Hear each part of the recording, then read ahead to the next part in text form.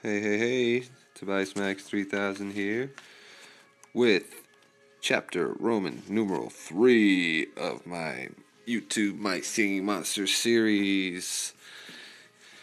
And today we're going to talk about as much as I can talk about. We're going to let's start with helping you guys out a little bit. Experience, ways to get experience. Get rid of trees, get rid of rocks. Notice I don't have any here. Those give you experience real quick, and it gives you room to set up your monsters and decorate and make it look nice. I like to think my island here, my ethereal island, looks pretty cool. Still a work in progress, still trying to get more ethereal monsters. I haven't got them all yet, but I am working on it. Another way to get experience is place monsters. If you get repeat monsters, like I'm going to get another Gatst here, and I already have plenty. I had lots of more, but I kept getting rid of them to make room for other guys.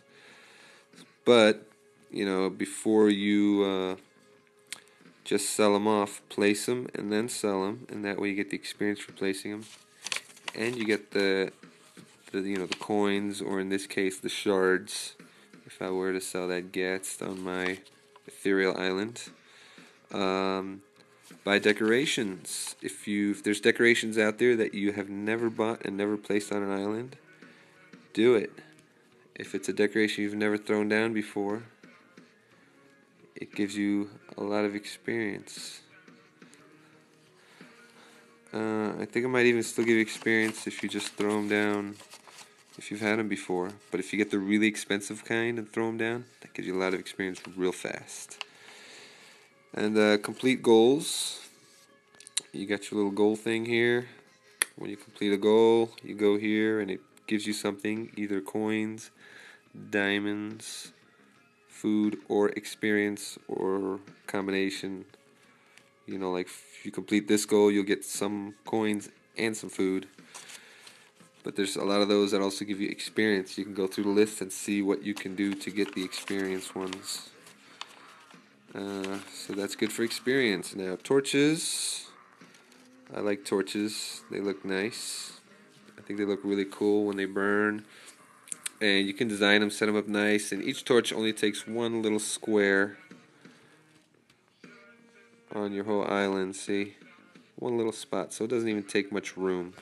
Once you start figuring out the layout with the squares, you can really set things up really nice. So they help for your breeding, these torches. The more you have lit, the better chances of breeding the monsters you want, especially rares and the higher element ones, 4 element, 3 element monsters. So there's that. Rares, yes, we got the rare riff going on this weekend, at least while I'm recording this. I think for the first time ever they have the rare riff, and lucky me, on my very first attempt I'm getting a rare riff, and I know this because of the time it took. See, this is my upgraded nursery, so a regular riff would have only taken me 18 hours, and this is a rare, and I just put this guy in here a little over an hour ago, and he's over 22 hours, somewhere around 22 and a half hours. So if your nursery or breeding structure is not upgraded, it would take you, I think, almost 30 hours for it to go through each one. So tomorrow afternoon I'll have a nice rare riff.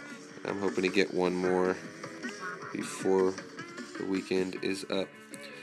So, and this is going on Air Island. So try to get your rare riff, your rare air riff, I guess.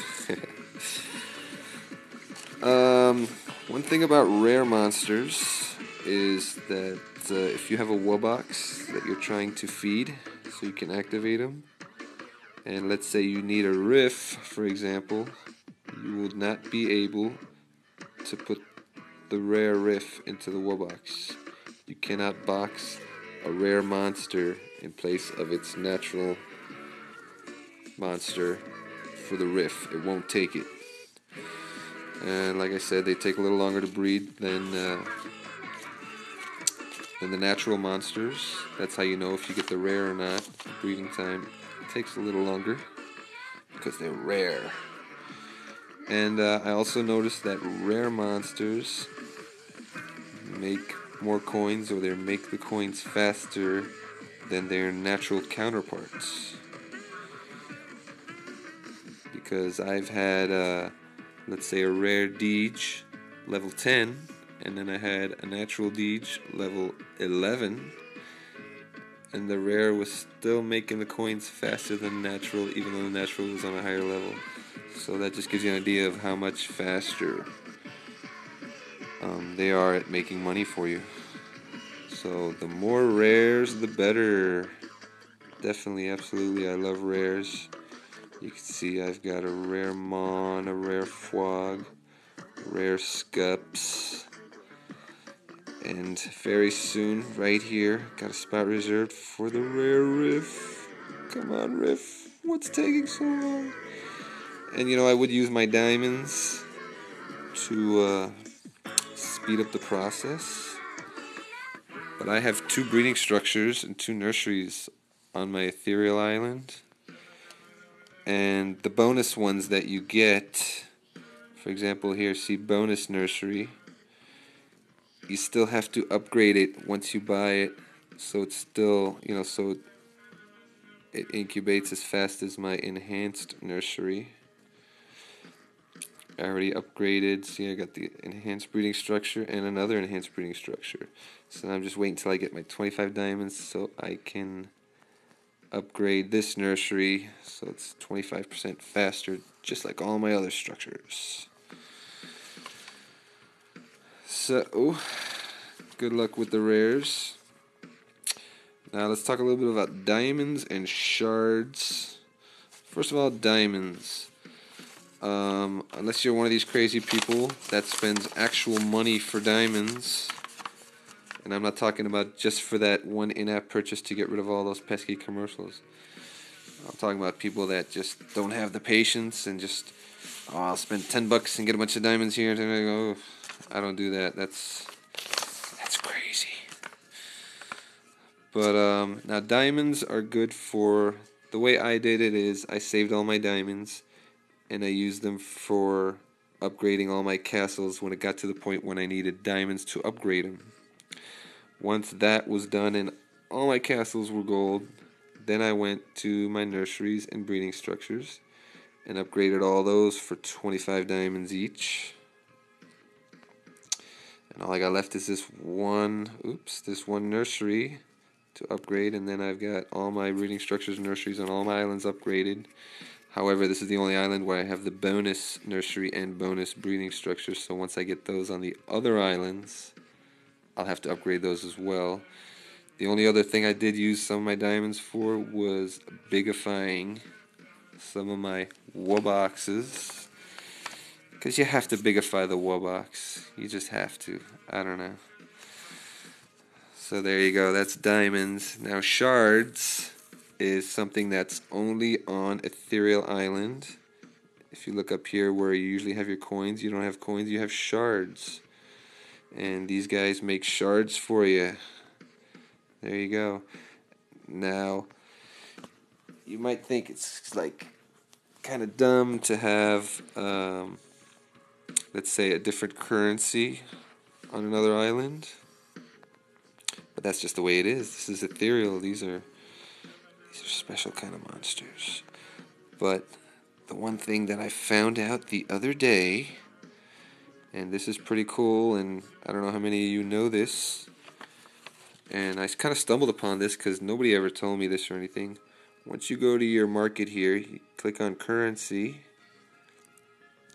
and this is where you can spend actual money to buy things like coins, diamonds, food. I don't know who would spend $100 on 3,000 diamonds. That's crazy to spend that kind of money on a game. But if you go all the way to the end here, you have exchanges. Now this is ridiculous. Who's going to change 50 diamonds for $1 million? Who's going to change 500 grand for just 50 shards? 50 diamonds for just 100 shards? That's ridiculous. But the thing that I really like here is what's at the very, very end. You can trade 30,000 of your shards for a diamond. So, boom, there you go. And once you get to the point where you have a whole mess load of ethereal monsters on your ethereal island, they make a lot of money for you. Or should I say a lot of shards. So if you're ever in a pinch for diamonds, I'm only too short. Get in here, and if you got enough shards, you can exchange them for diamonds, and then you can get what you want. Yay, yay. So I thought that was very, very cool, and I stumbled onto that much, much later. But it's a good thing to know, and especially if you need diamonds for upgrading structures and castles and whatnot. So that's that. I don't know how many of you are still stuck watching all these ads that pop up occasionally, and especially as you advance in the levels, they pop up more often and more often, and they pay out less and less. I would suggest that you do a little in-app purchase, and you're like, no, I'm not going to pay. Don't be one of those guys, because it costs you hardly anything. Look, I suggest for $2 or $1.99, you pay for a cup of diamonds. You get 40 diamonds, cost you $2, and then you will never, ever, ever, ever have to sit through ads ever again. You trust me, it's worth it. You end up going through all your islands, doing all your collecting, doing everything you got to do 10 times faster because you don't have absolutely zero commercial interruptions. And you always have the option, if you want, to go to your market, free currency, and you can still watch your little videos to get your extra diamonds. They just won't pop up automatically and frustrate you. Go, oh, no, I gotta wait a minute. Then you go over to the next island. Oh, I gotta wait a minute for this commercial, and it only pays you out 1,000 coins or whatever. It's frustrating, and trust me, it's worth it to pay that $1.99 or even 99 cents for some coins. And not only will it eliminate all the ads, but it will also allow you to buy the maximum mine on your plant island. If you already have a mini mine on your plant island, after you do your purchase, you just sell it. You go back to your market, you buy the maximum mine. I don't know what it costs, 30, 40 diamonds, whatever. Trust me, you'll make that back in no time. Because once you get the maximum mine, it will pump out 2 diamonds every 12 hours, which means you have to come back every 12 hours, collect your diamonds, and then it starts a new 12-hour timer, at the end of which you get 2 diamonds. Easy enough, right? Great. So that's that. So if you want to get rid of the ads, that's the way to do it. I suggest you do it. It makes life so much easier. And what's the big deal? It's $1.99. You probably pay more than that for a little cup of coffee at Starbucks. I wouldn't know. I never go to Starbucks. Now, let's talk about the Gold Island. Now, the Gold Island is different than all the other islands. You can't buy decorations. You can't buy structures. You can't breed. All you can do is place your level 15 monsters and or Wubboxes on this island. I guess it's just a display. I don't know. I guess it's something to show your accomplishments. Like, look at me. I got all these monsters to level 15. What I'm trying to do is get all rare. Just put all rares on level 15. I got a couple of regular or natural monsters mixed in here. But those... Actually, I think that... This one, a Reeling, a Potbelly, T-Rox. I think I got a couple of... One Sponge, one Shellbeat.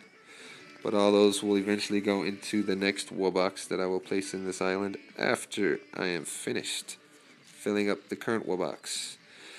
Now, once you get a Wubbox on a regular island, let's say, for example, the Plant Island.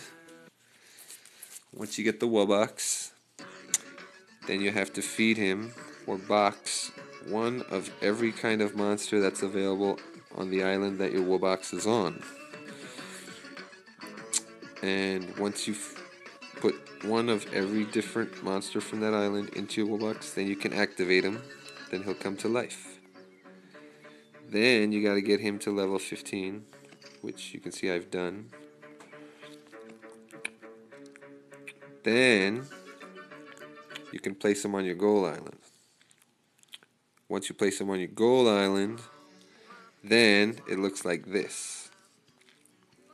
Then you have to box them with level 15 monsters that you have placed on your gold island that are not rare.